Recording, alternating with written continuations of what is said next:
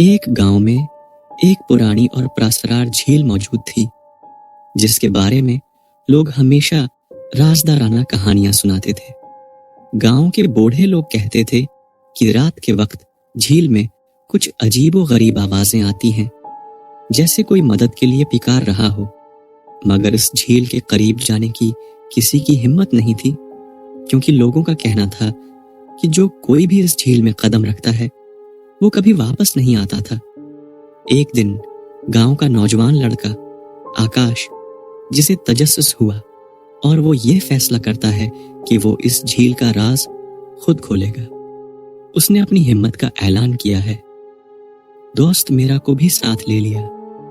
दोनों ने फैसला किया कि वो रात के वक्त झील के किनारे पहुंचेंगे और ये मालूम करेंगे कि वहां क्या है। रात का वक्त आते ही दोनों झील के करीब पहुंचे। वहां में सर्दी थी और झील का पानी स्याह और गहरा नजर आ रहा था। आकाश और मेरा खौफ के बावजूद झील की तरफ बढ़ते गए। अचानक झील की सतह पर एक अजीब सी चमक फैली और उनके कानों में मदद की पुकार सुनाई दी। क्या तुम मेरे साथ आ सकते हो? एक खाली आवाज ने उनका पीछा किया।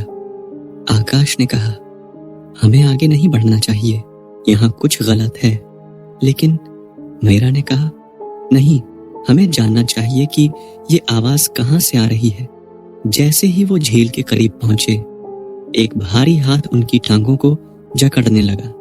आकाश और मीरा दोनों खौफ से बेकाबू हो गए और उनकी चीखें सुनकर अचानक एक पुराना बूढ़ा आदमी उनके सामने आ गया। ये झील कभी खाली नहीं होती, बूढ़े आदमी ने कहा। यहाँ वो लोग आते हैं जो तजस्सुस में मुब्तला होकर उसके राज को जानने की कोशिश करते हैं, लेकिन इस झील के राज को जानना तबाही लाता है। आकाश और मीरा खौफ के मारे वापस दौड़ने लगे और झील की तरफ पलटकर कभी नहीं देखा। वो दोनों झील के करीब दोबारा न जाने का अहद कर चुके थे। नतीजा ये निकलता है कि तजस्सुस कभी कभी हमें ऐसी जगहों तक ले जाता है जहां हमें नहीं जाना चाहिए। बाज औकात कुछ राज ऐसे होते हैं जो खोलने के बजाय खामोश रहना बेहतर होता है। अब दोस्तों को हमारी वीडियो कैसी लगी? हमारे चैनल को सब्सक्राइब करके हमारी हौसला अफजाई करें।